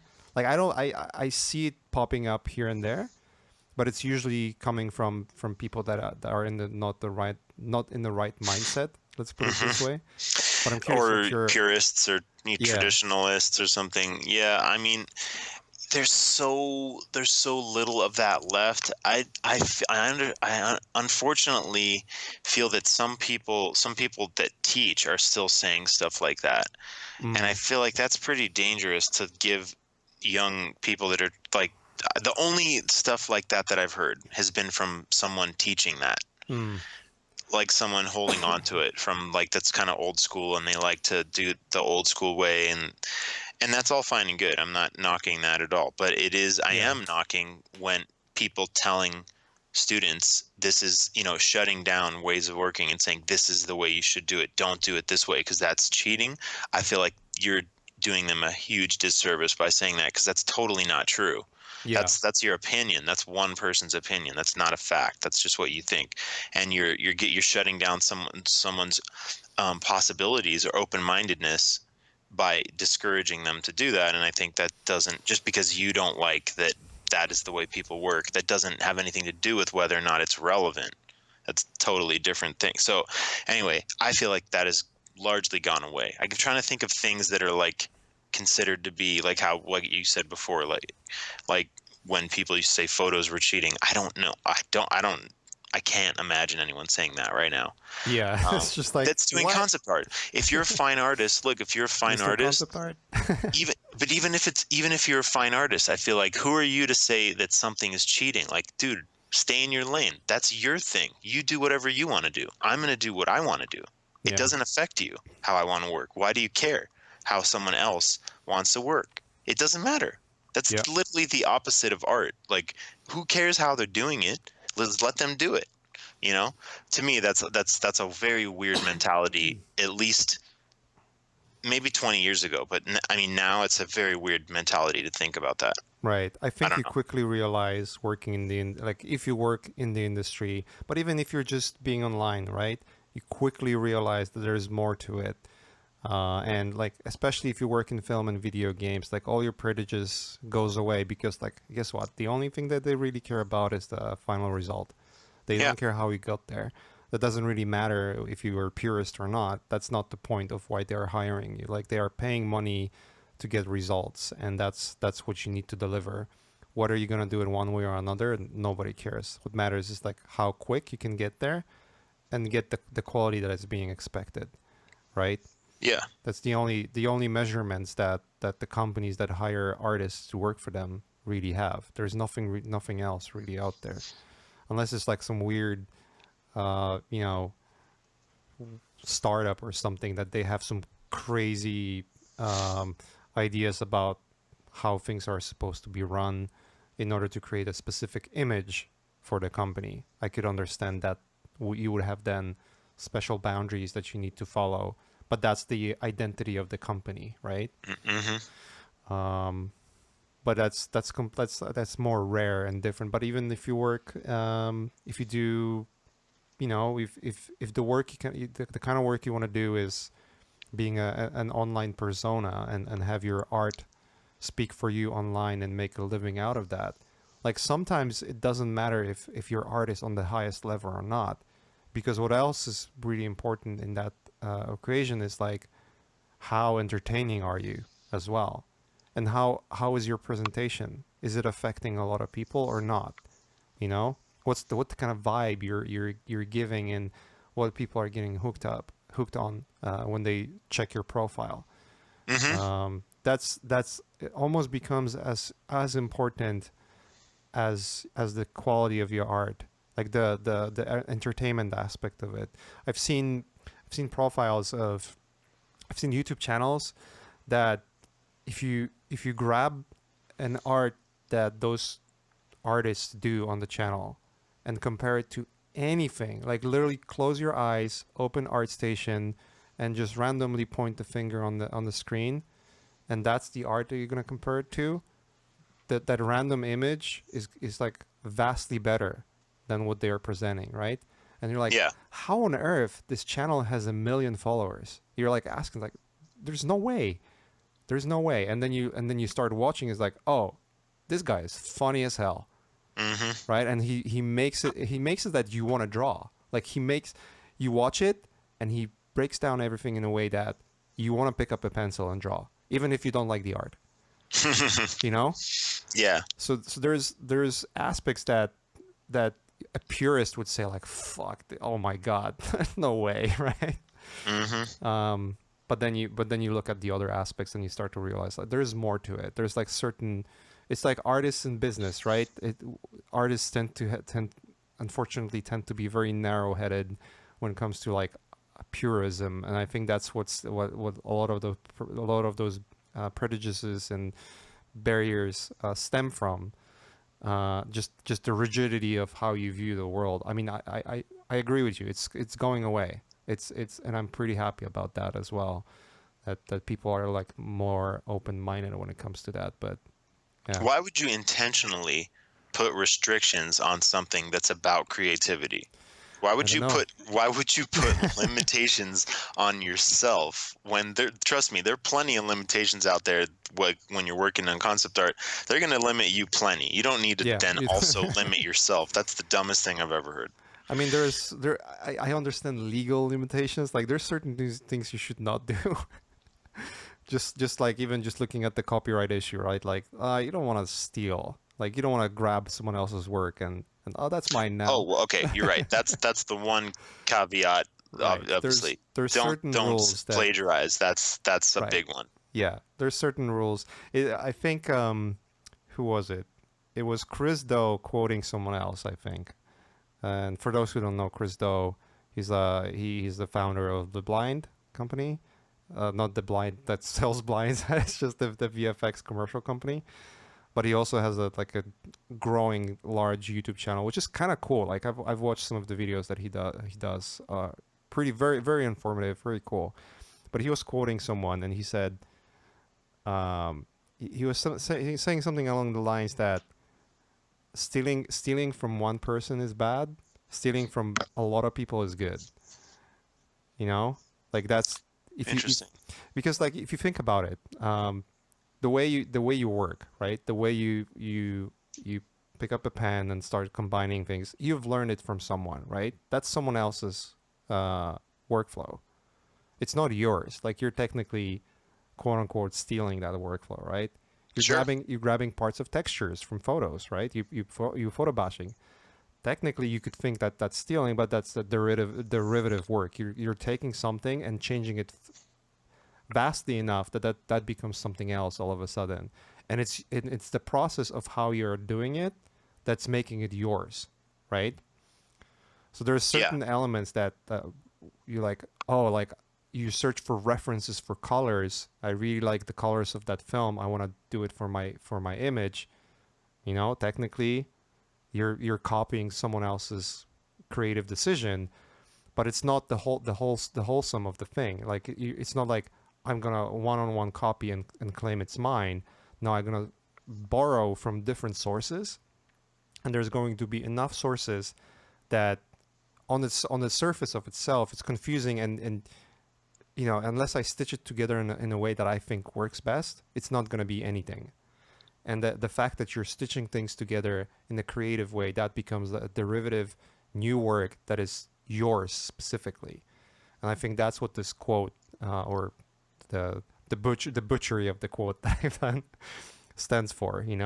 Like you're borrowing from different sources. You have your references for lighting. You have your references for design shape that you want to like develop on, or stuff like that.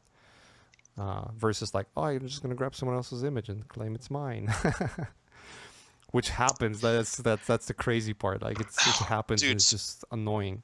so that brings me to another very, very important topic, which is that something that happened because there's so much tutorial content online now, and there's so much of people have made careers of just doing that, just releasing gumroads and making Hmm. tutorials of every single thing you could ever possibly imagine. There's a whole generation of people that literally just totally steal.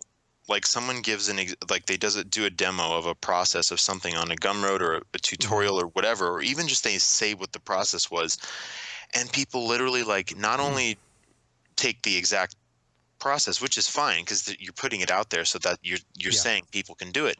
But not only that, but then they take it and they literally redo like your demo, like exactly what you did, basically just like a complete rip off of that thing. And then they immediately just put it up, but they don't say that like, oh, I'm just literally trying to reenact the demo that I saw. They're like, oh, here's just something I cooked up, Yeah. blah blah blah, That's little something that's something, sketchy. and they literally you see it. You see someone releases a tutorial, and then there's a wave of that stuff after it where you're seeing that and you're like, oh well, all right, I see what you did there.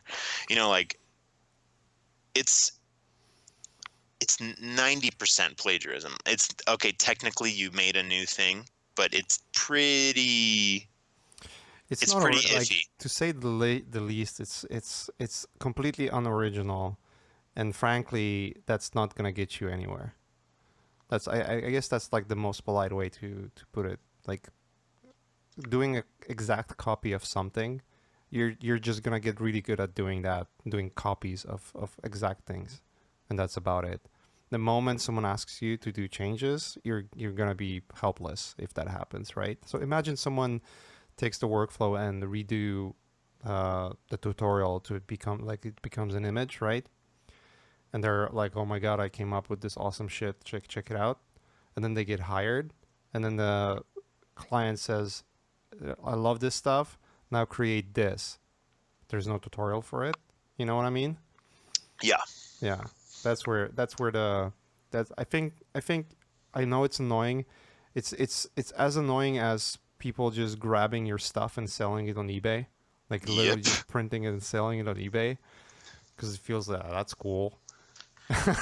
Yeah, yeah. People do that um, too. People yeah, do that too.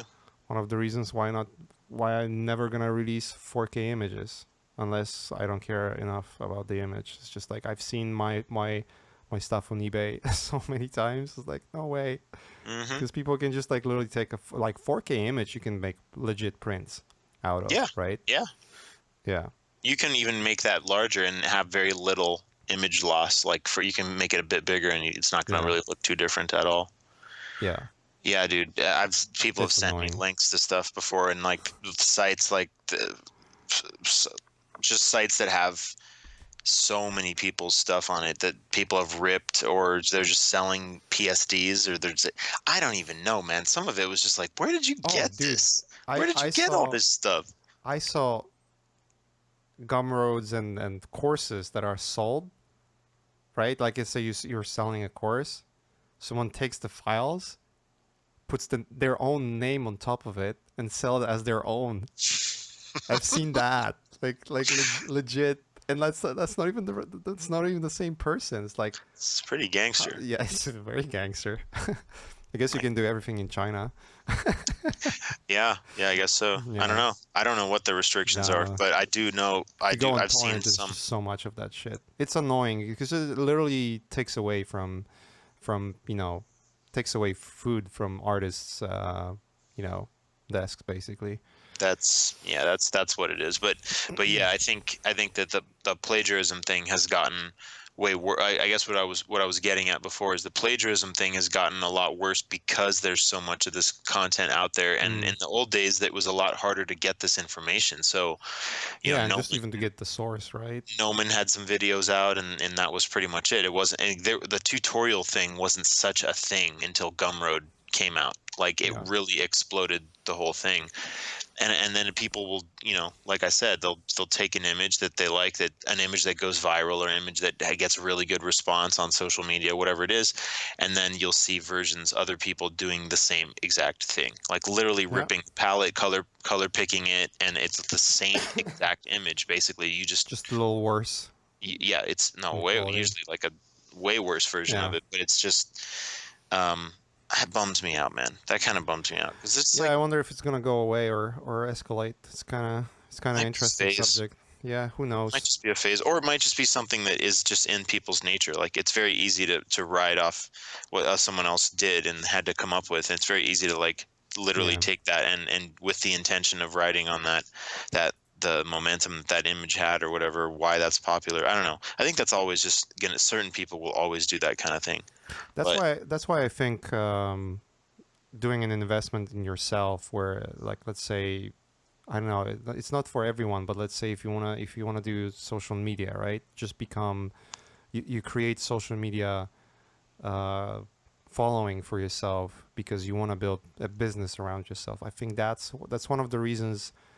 That's one of the things that can combat that kind of behavior where the the monetization that comes out of the work you do. Because let's get real here. Like we love doing art, and we also oftentimes do it for free, just for ourselves.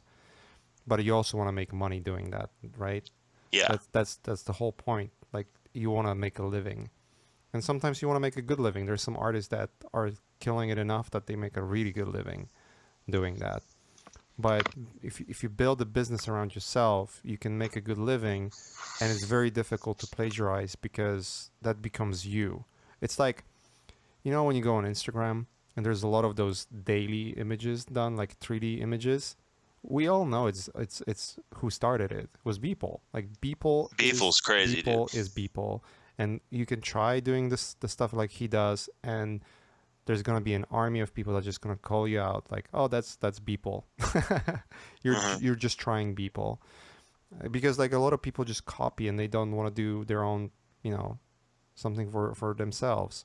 This is way easier. If you're Yeah. just copying somebody, you're doing like way less work. Oh yeah, 100%. All But the then, hard part is coming up with the idea. Making it is like the easy part, in my yeah, opinion. yep. But yeah, just the fact that there's I think the reality where currently you can make a living and build around yourself so many different avenues, that by itself, like your voice becoming unique enough that all of that stuff does not matter anymore, you No, know? I totally agree with you. I totally agree. Yeah, because like the most unhealthy thing you can do is like think about that in a negative aspect, like because obviously it's negative. Like we don't like plagiarism, like nobody does. Um, but if that's what like that's what's eating you, like eating the your soul basically. Um, it's also like it is becoming a competition for you as well in terms of work, because like okay, let's say someone who plagiarized your work gets hired, right, and then they get fired. Obviously that's what a lot of time happens sometimes. Like I mean, it's pretty obvious, right? It does Hmm. happen, but it takes away that opportunity that they could reach out to you instead. But you're like lost in that jungle of average shit that is just flooding the market, you know? Hmm. um I can see that as being like the issue, but yeah. It's I think some of that stuff is just going to happen. Yeah, but I Yeah. like what you said about like just keep doing. It's impossible to copy. Like if you have a really, if you work on your thing and you're just doing honest like what your look is, and you're constantly trying to focus on your originality and your creativity and you're doing your thing, then yes, it becomes very obvious when people like everyone will know. Oh, you're just that's if someone's plagiarizing like that, everyone will know Yeah. because you've established that that's your thing and that's undeniable. So Yeah, that's the defense exactly. against How that, many basically. copies of JAMA you've seen? I mean, you can tell Oh my that's god. JAMA, that's after JAMA, that's after Vitali, that's after Beeple, that's Hmm. after Ash. There's just like so many, you know, copies of that. And I see no problem with that. Meaning like, hey, like copy as much as you can, as much as you like, as long as you're giving credit where it's due. And that's just your way of like, I want to express myself because I'm, not everyone is original, and it's just genetics, right? Genetically, some people are just vastly more original and creative than others. Sure. That just happens in nature, and sometimes you just want to satisfy your creative drive by doing studies. But as long as you're doing it and being real with you, right, with yourself, that's fine. I don't see a problem with that at all. Like if someone does, hey, I took Jama's tutorial, and this is what I did with it. It's like hell yeah, you've learned something, right? It's all positive. But then like as you said, like the most annoying is like, hey, I just came up with this. I'm so brilliant. I just came up with this. Like, and you're blatantly just like blatantly copying something. That's where it becomes like, huh? Okay. It's kind of weird, you know? Yeah, yeah, yeah.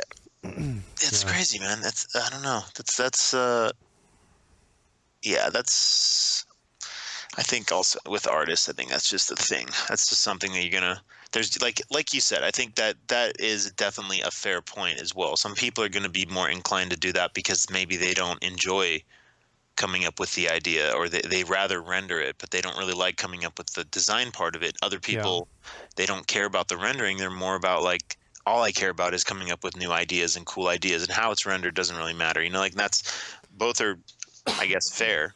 Yeah.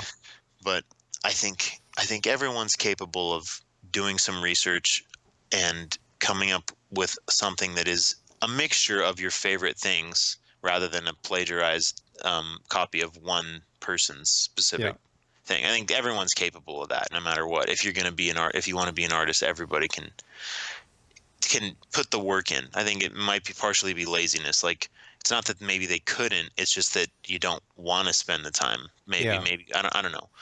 But I do think that yeah, that everybody's capable of learning how to break down references and things that they like, and have it influence your work, but not literally plagiarize. I think. Yeah. Yeah.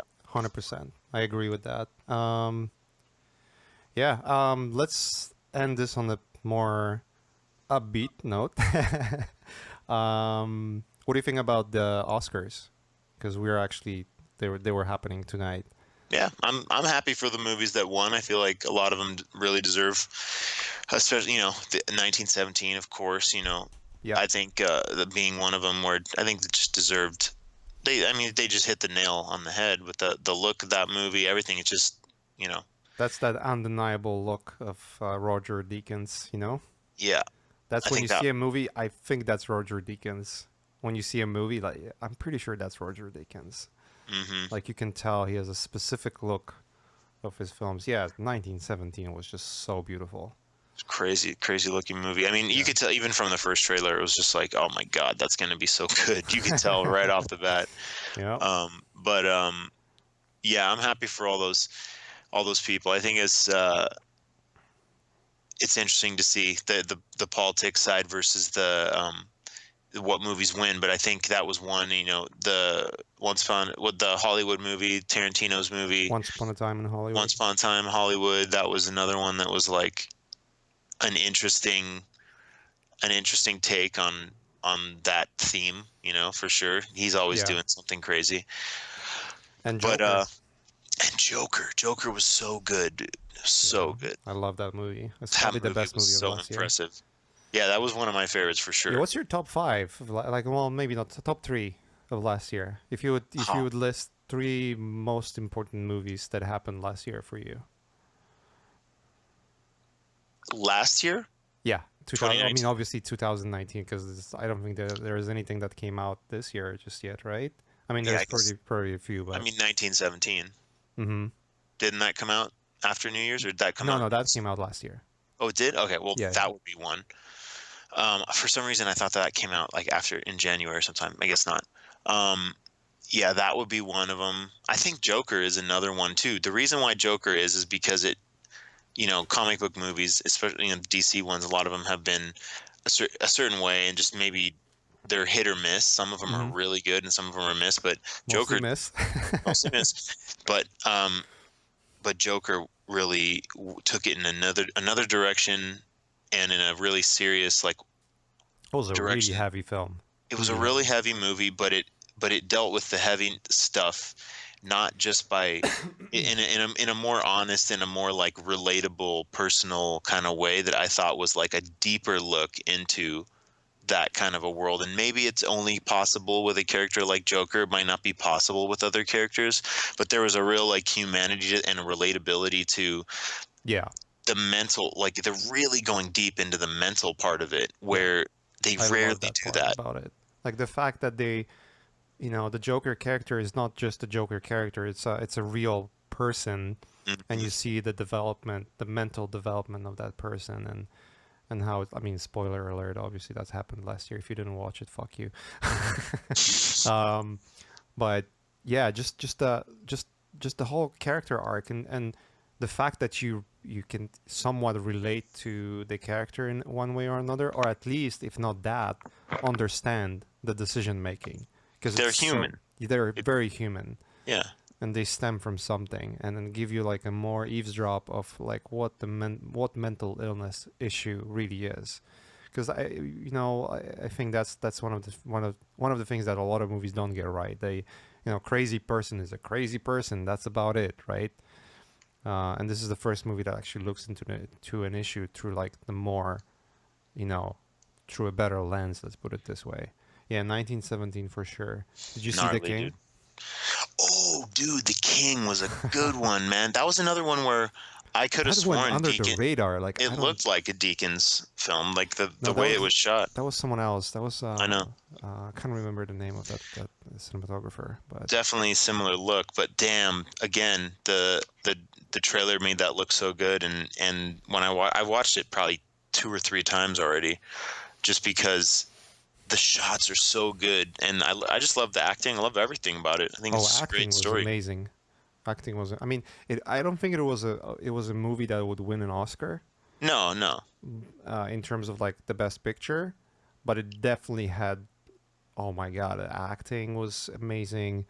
Cinematography was out of this world as well. I would say it was on par with 1917 in terms of the looks. Directing was the pacing. A lot of things were done really well in that movie. The writing was good. Yeah, it was one of my favorites last year. I would say yeah, 1917, Joker, and The King, top three. yeah. Those were for me. Those were probably the three that they were the most like I talked about the most. Mm-hmm. of the look and just the over everything, the whole package. Yeah. The question is, what do you think about Robert Pattinson's French accent? I watched the first time I watched it, it was distracting. It was, to say the least. But the second and third time, knowing some French friends that I have, no, I'm joking. It wasn't as distracting anymore. It was, I don't know. I don't know what to think. I don't think it was necessarily bad, but I don't think it was great. It was somewhere in between, I would say. Yeah, I kind Yeah. of liked it. I liked part of it. I thought he was pretty silly. Like he was trying to be this Yeah, devious yeah, yeah. character, and I think he definitely got that across. But I what's think it weird is the maybe missed like a build up to it. Like maybe one or two scenes or some elements that would wrap it in the proper shroud of like it's fitting into the movie, you know? Because yeah, I don't think by exactly. itself, by like left it by itself, it definitely felt a little distracting in the beginning.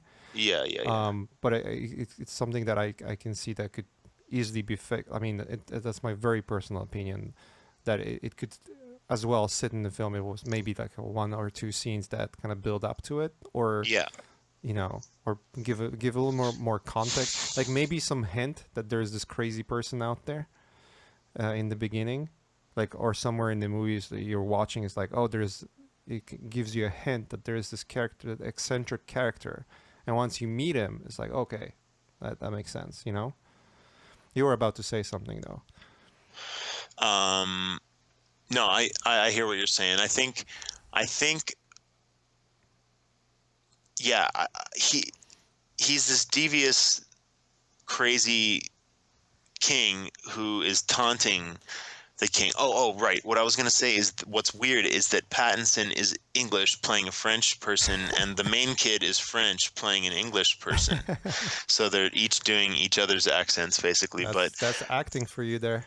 but uh but yeah, the scene where he sent him the ball, basically taunting him, saying like, "Oh, dude, you're nothing. You're still just a little boy playing with a ball. You're not ready to rule this empire, that kind of thing." He's like trying to start shit and get him riled up. So that sort of was an introduction to, oh, the guy clearly is he's I poking missed. I at you mean, a I little bit. remember the ball scene, but I missed. It was very easy to miss that reference, and maybe if that was emphasized a little more, it would make more sense. I realized it after I saw the movie. I was like, Yeah, "Oh, yeah, he's the guy." Because at the very end, the it's the very girl subtle. tells the girl tells him like, "Wait, what? That's what he did to you? He sent you a ball, and then you fucking ravaged you started a war based on that? Like you ravaged the country because of he sent you you had to prove a point?" He's like, "That's it?" So she Yeah. she was like showing like that they're both kind of they're both, I guess, immature in that way, but yeah, then I realized, oh, so he was the dude who sent that, and it was really just to get him riled up. Yeah. Anyway, yeah, I agree with your top three. Those are probably I could be down for that being the top three for sure. Yeah. There's some questionable developments that also came out that year that probably not worth mentioning. Yeah. But yeah, we'll leave it for another time. Dude, it's been awesome. We've been talking for 2 hours. Oh Uh, wow, that's Thanks crazy. for answering the bad signal, obviously. Of course, man. And yeah, we'll wrap it up here. It's pretty late. We're actually doing a pretty late podcast. You were so gracious to find time in your weekend. I find myself I'm up here in the needing to do forest, it man, anyways. just There you on the go. laptop chilling. That's good. That's good. All right. Thanks for everyone who joined listening to the podcast. Again, as I mentioned on the previous one, this is something that I want to do more regularly. And yeah, it was fun. I'm pretty sure we're gonna have conversations like that more with Aaron, who's a good friend, but also like regular. Almost, you're slowly becoming a regular on the podcast. So I don't mind. yeah, it's fun. It's fun times. All right, guys. Let's wrap it up here. Thanks for listening, and till the next time. Cheers. Take care.